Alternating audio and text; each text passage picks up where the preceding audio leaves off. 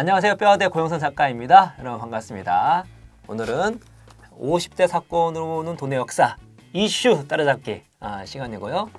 오늘도 제가 존경하고 사랑하는 홍춘우 박사님을 모셨습니다. 반갑습니다.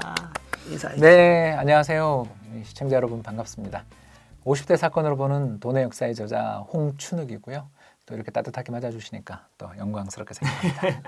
제가 이제 영상을 저희가 이제 뭐 잘 아시겠지만 매일 찍는 게 아니라 이제 이렇게 몰아서 찍는데 그 사이에 또 이게 책이 아주 승승장구를 해가지고 교보 종합 2위를 했는데 여러분 교보 같은 경우는 종합 순위는 4주 합산이에요. 근데 1주 만에 2위를 해가지고 축하드립니다. 감사합니다. 다 덕분입니다. 여러분께서 사랑해 주셔가지고 네, 뼈아대 뭐 체인지 그라운드부터 시작해서 고생 많이 하시는 스태프분들 덕분이라 생각하고요. 또 좋은 책 만들어주신 출판사분 그리고 이렇게 동영상 찍느라고 같이 고생하고 계시는 고영성 작가님한테도 감사하다는 말씀 드리고 싶습니다. 너무 좋아서 빵 터진. 뭐 예상치 못해 훅 들어와서 백상예술대상 네, 좀 보고 뺏겼습니다. 예. 제가 말씀드렸던 것처럼 여러분께서 책 읽으시면서 지금은 이 시간은 이 책을 통해서 현재 이슈를 같이 이렇게 그렇죠. 보는 거기 때문에 이 책에 한정되지 않고 더 넓게 볼 수 있고 하나의 책이 어떻게 활용될 수 있는지도 이렇게 알 수 있는 그 시간들이니까요. 같이 쭉 이제 된 데까지 갔으면 좋겠다는 생각이 듭니다. 오늘은 우리나라가 이제 여러 가지 문제에 대해서 얘기할 때 자주 나오는 게 저출산이거든요. 그렇죠. 근데 도대체 그 저출산을 다 그 문제가 있다는 걸 인지를 하고 있고 뭐 각계 가칭해서 또 정부에서 노력을 많이 하고 있는데 실제로 통계를 보면은 해결이 전혀 안 되는 것 같아요. 맞습니다. 2018년 총 출생아 수, 예. 그 신생아 수라 그러는데 32만 7천 명. 와, 정말 우리 100만. 그러니까요. 제가 100만 세대거든요. 저는 예. 사실 1969년생인데 그러니까 빠른 87학번입니다. 그런데 저희 때는 그 출산 통계도 제대로 없었고요. 출산율의 정확한 숫자가 나오기 시작한 게 1970년부터 나오기 시작했는데 그때 100만이었어요. 그리고 제 아들 훈이가 2002년생인데 그때 처음으로 40만 명대로 내려앉고 둘째 아들 우진이가 2009년생인데 그 녀석 때부터 30만 명 후반대로 또 내려앉았거든요. 그런데 그 30만 명 후반도 모자라서 이제 32만 명 수준까지 떨어졌다. 그러니까 정부에서 노력을 안 하는 게 아닌데 돈 많이 썼죠. 네. 근데 뭐 우리가 생각하는 결과는 안 나온 상태잖아요. 그 얘기는 뭐냐면 저출산의 원인에 대해서 잘못 진단한 게 아닌가 아니면 좀 오해한 게 아닌가라는 이제 의구심이 들기 시작한다는 거죠. 그래서 오늘은 도대체 저출산이 왜 이렇게 문제인지, 왜 지금 여러 가지 정책을 시행하는데 왜 효과가 잘 나타나지 않는지에 대해서 한번 알아보는 시간을 가졌으면 좋겠습니다. 네, 뭐 합당한 문제제기라고 생각하고요. 실제로 노무현 대통령 때로 기억하는데 네. 저출산 고령사회 기본법이라는 게 2006년인가 아마 제정이 됐을 겁니다. 그래서 2006년부터 시작해서 매 5년 단위로 자금을 집행하는 계획을 지금까지 계속 나가고 있는데 네. 2015년까지만 하더라도 60조 원 이상의 돈이 투입됐다. 그러니까 노무현 그때부터 더 더 10년간 그다음 정권 계속해서 계속 지금도 더 투자되고 있고 그러니까 보수 정권이나 진보 정권 상관없이 왜냐하면 이건 저출산 문제는 네. 뭐 너나의 문제가 그렇죠. 따로 없죠. 그렇죠. 네. 네. 그래서 이렇게 돈을 많이 쓰고 있고 하는데 저출산 문제가 개선되기는커녕 더 심해지고 있더라라는 것이 밝혀지니까 학계에서 이제 여러 논의가 있는데요. 뭐 가장 대표적인 이야기 하나를 간단하게 좀 설명을 드리겠습니다. 바로 서울대학교의 이철희 교수 이제 논문을 제가 하나 가져와 봤는데요. 네. 2012년 논문인데 한국의 합계 출산율 변화 요인 분해라는 이름은 좀 어렵습니다만 출산율이 왜 떨어졌나를 이유를 밝힌 것을 살펴봤는데 이분은 기혼자들, 유배우 기혼자들의 출산율과 무배우, 다시 말해서 결혼 안 하신 분들을 분해해서 한번 살펴본 거죠. 그래서 결혼을 안 하는 사람이 늘어나서 출산율이 떨어진 것인지 아니면 결혼하신 분들이 애를 옛날보다 적게 낳아서 그런 것인지를 계속 안 나서 그렇게 이제 분해를 해보는 게 더 정확한 판단이 아니냐라는 생각에서 이제 이 논문을 쓰셨는데 거기를 보니까 그 저출산 고령사회 기본법이 도입됐던 2006년 이후에 보면 흐름을 살펴보면 여성들 중에서 특히 그 출산 연령, 가입 연령에 계시는 49세, 만 49세까지의 우리나라 여성들의 출산율, 남편이 있는 그분들의 결혼하신 출산율은 분들? 결혼하신 분들의 출산율은 오히려 점점 더 올라가고 있더라. 늘고 있다. 예, 늘고 결혼하신 있습니다. 분들의 출산율 늘고 있다. 그래서 예를 들어서 2002년만 해도 결혼하신 분들의 가정에 아이들이 얼마나 태어나나 이렇게 합계 출산율이라고 하죠. 그걸 네. 봤더니 1.4명 정도. 역시 상당히 낮았죠. 맞았죠. 예. 그런데 이제 2015년, 뭐 14년이 되니까 얼마까지 있느냐 하면 2.4명으로. 원래 뭐 2.1까지는 돼야 뭐 이렇게 유지가 된다. 예, 대체 예. 인구 대체율이라고 그렇죠. 하는데요. 그 정도까지 기배우, 다시 말해서 결혼하신 분들 또는 가정을 유지하고 계시는 분들의 출산율들은 올라오고 있는데 비해서 우리나라 전체 사회적인 출산율들은 뭐 2018년에 1명 밑으로 내려갔다. 예. 정확한 이제 분석이 내는 것은 좀 시간이 더 필요하지만 아무튼 1명이 깨진 건 확실해 보이는 상황이다라는 거죠. 그렇다면 이 문제의 요인을 따져보자면 우리 고 작가나 저처럼 결혼을 한 식구들 사람들 살펴보면 실제로 두셋 많잖아요. 그러니까요. 저 궁금했던 게 그거였어요. 다둥이 가정이 많잖아요. 그죠?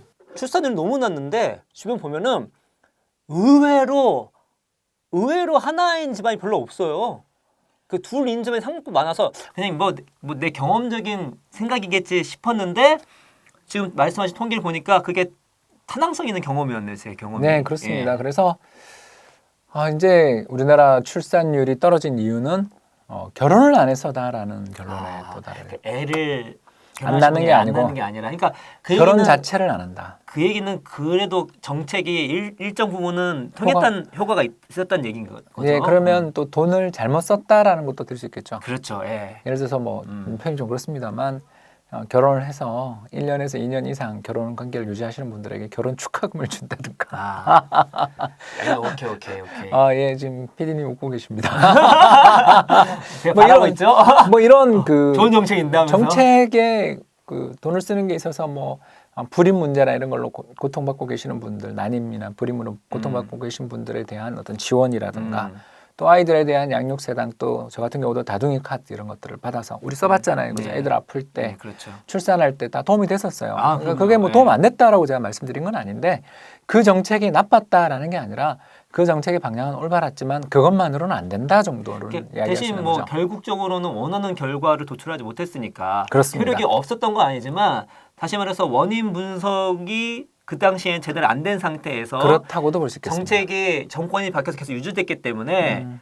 돈의 어떤 효과를 제대로 보지 못했다. 그 이유 중에 하나가 출산 낮은 게 애를 안 낳아기보다 결혼을 안 해서다. 그렇습니다. 그래서 바로 이제 유배우 비율을 조사를 해야 되는 거죠. 그 다음 예. 두 번째 단계가 예. 첫 번째는 유배우자, 기혼 여성들 중에 배우자 있으신 분들의 출산율들을 살펴보니까 아까 2.4명까지 올라갔다라면 이 우리나라 출산율이 이렇게 떨어지게 된 것은 결국 가입 연령 여성들의 이제 젊은 여성들의 결혼율 자체가 다시 말해서 남편이랑 지금 현재 살고 있을 확률 자체가 떨어졌다라는 것입니다. 그게 어떤가 하고 보면 2005년만 해도 예. 고연령대 15세에서 49세 사이에 있는 이 가입 연령 여성 인구들 중에서 유배우 비율, 그러니까 결혼을 해가지고 네. 남편이랑 사는 비율이 62%였다고 합니다. 음. 그런데 이게 2014년 얼마까지 떨어지냐면 54%까지.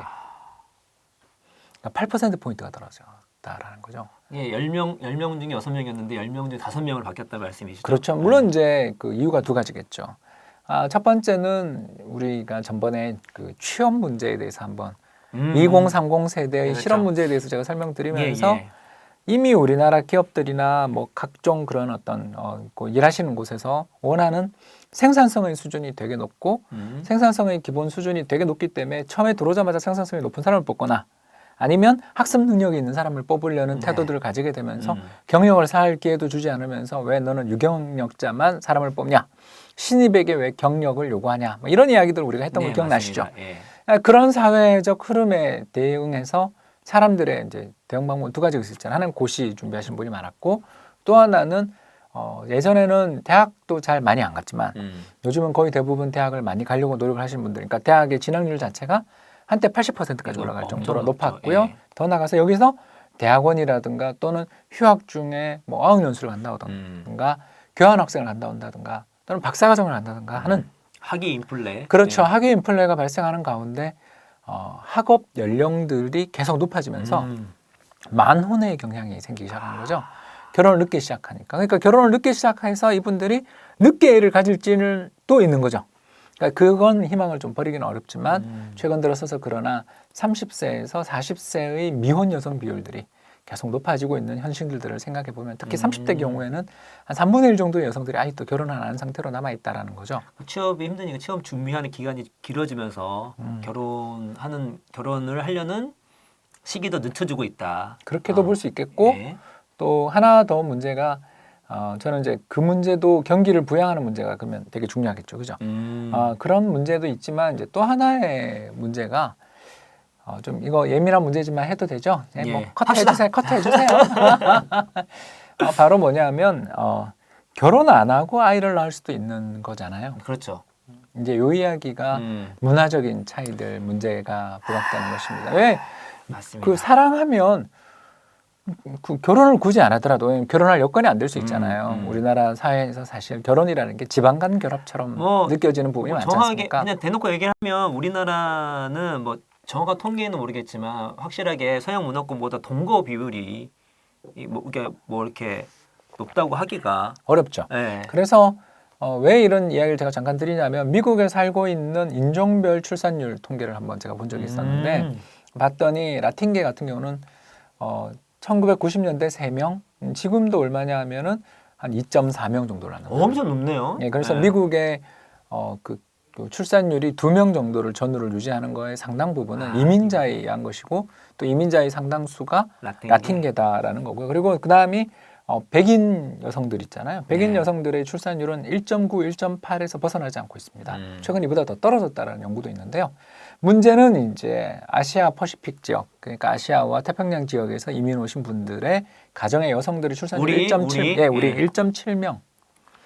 그러니까 거기 가서도 그렇더라라는 거고요. 이게 미국에서만 우리나라 어떤 지역적 어떤 그런 문제가 아니라 지금 다른 지역에 있는 이 아시아 예, 우리뿐만 아니라 홍콩, 일본, 중국계 다 그렇더라라는 이런 거죠. 현상이 문화적인 현상이라고 충분히 추론할 수가 있겠네요. 예, 네. 그러니까 이게 이제 왜 다른 나라에서도 가서도 아이를 안 낳는지 이제 그거를 조사한 연구들을 오늘 가져왔는데요. 이게 바로 뭐냐하면 비혼 출산 비율이 낮기 때문이다라는 그런 연구들을 한다라는 것입니다. 그러니까 아시아계 여성이든 백인 여성이든 라틴계 여성이든 아까도 말씀드린 것처럼 결혼을 한 상태에서는 대개 2.4명 이상의 출산율을 가지고 있더라라는 거. 우리도 아까 우리도 유배우 기혼 여성들의 출산율은 2.4명이다라는 걸 봤잖아요. 결국 결혼하신 분들은 다 비슷하게 아이를 낳아요. 그러니까 이거죠. 꼭 아이를 낳는 것이 결혼 후에 해야 될 일처럼 일처럼 그러니까 그 분들은 꼭 100% 그렇게 해야 된다 생각을 안 하고 있는데, 그러니까 이제 동거를 하면서 애를 낳을 수도 있는 거죠. 결혼 안 한다 할지라도. 근데 우리는 아이를 갖는 것은 거의 대부분 결혼을 한 다음에 해야 되는 것이라고 생각하고 있다는 말씀이시잖아요, 맞죠? 그리고 이제 더 문제가 이런 비혼 관계에서 아이를 낳은 아이들 상당수가 해외로 입양되는. 안 그래도 인구가 감소하고 있고 출산율이 낮다고 이야기하는 나라가 이게 이제 결국 뭐냐면 문화적 요인이죠. 이걸 계속 이야기를 하면 오늘 우리 진도를 못 나가니까 그만큼 어려운 문제입니다. 그래서 전체 미국 사회에서 2012년 통계인데요. 2012년 통계로 미국 사회에서 비혼 관계에 의한 출산이 전체 아이들 100명 중에 40명이다. 예, 그 유럽은 50명입니다. 서구 선진국들의 출산 결혼 문화와 우리는 많은 면에서 차이가 있다. 참고로 미국에서 아시아계들의 비혼 출산 비중은 그러니까 100명의 아시아계 여성이 아이를 낳았다 그러면 그중에 비혼 출산이 17명.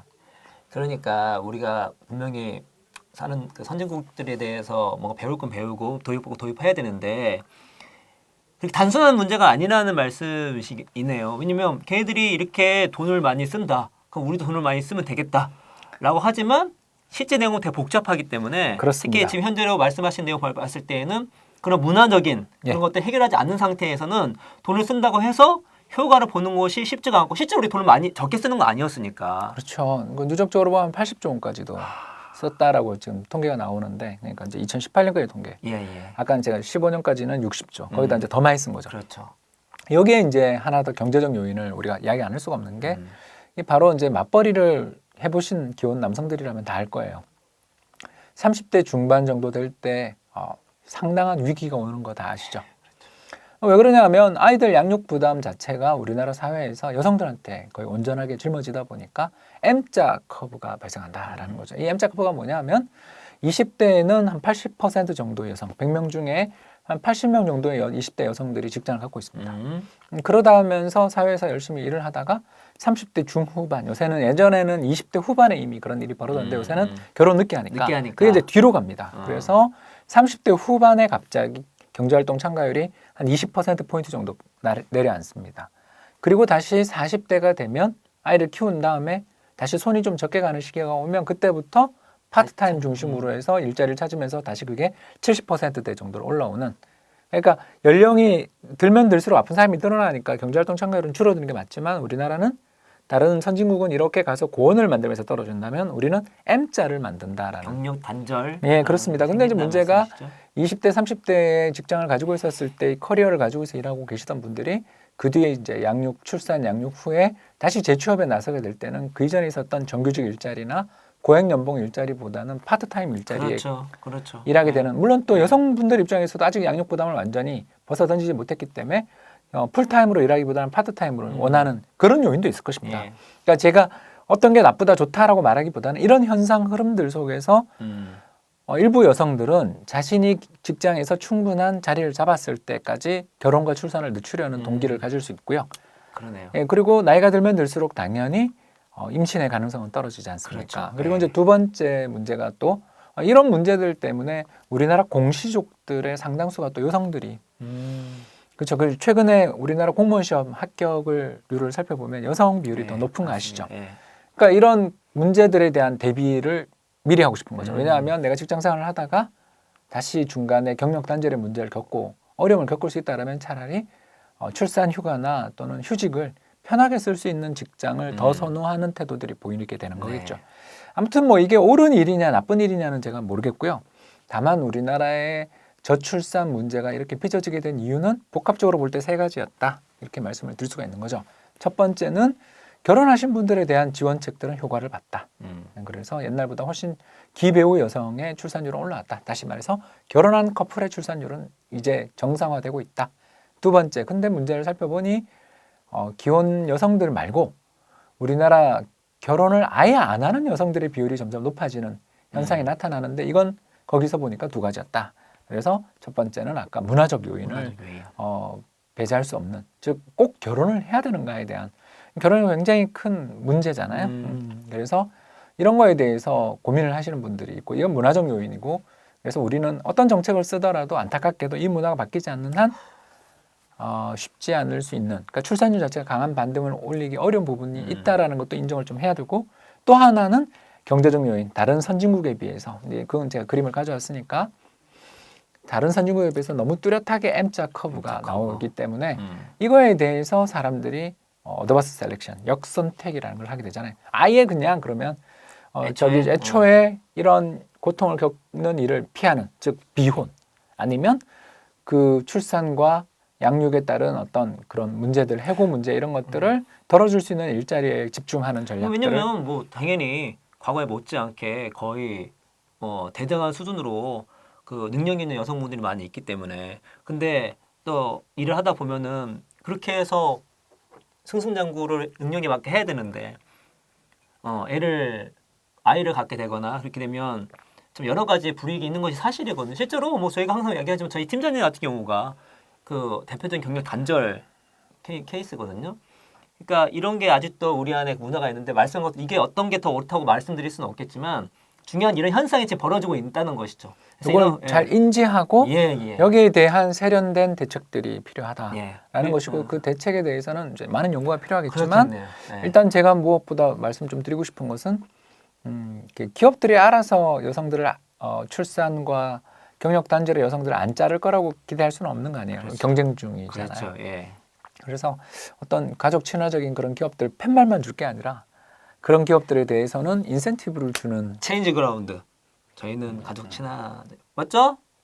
PD님이 아주 밝은 표정으로 제가 여기 해설을 해드렸고요. 정말 그렇습니다. 그래서 이런 부분들에 대해서 다양한 고민들을 함께하는 노력들 그리고 더 나아가 최근에 뭐 몇 차례 이야기했습니다만 우리나라 정부 재정 지출이 너무 긴축적인 이런 것들을 좀 적극적으로 돈을 써서 출산에 대한 보조 또 더 나가서 미혼 여성들 또는 미혼 커플들에 대해서 어떤 출산이나 이런 부분들에 대해서 지원을 해주는 미혼 동거 커플들에서도 지원해주는 방향으로 가는 좀 기존에 있었던 생각에서 벗어나서 이제 우리가 서구화되고 생각들이 좀 달라진다는 점들도 인정하는 그런 시각에서 보면 얼마든지 재정을 확충하며 출산율도 제고시킬 수 있는 여지는 있을 수 있지 않겠는가라는 희망 섞인 생각을 해봅니다.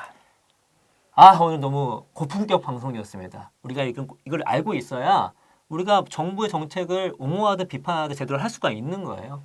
그리고 우리가 이렇게 같이 이걸 안 상태에서 여러 가지 의견을 내야 우리가 낸 세금이 아주 효율적으로, 효과적으로 집행할 수가 있는 것이고 그게 돌아갔을 때 우리가 바라고 있는 저출산 문제를 조금이나마 해결할 수 있다는 생각이 듭니다.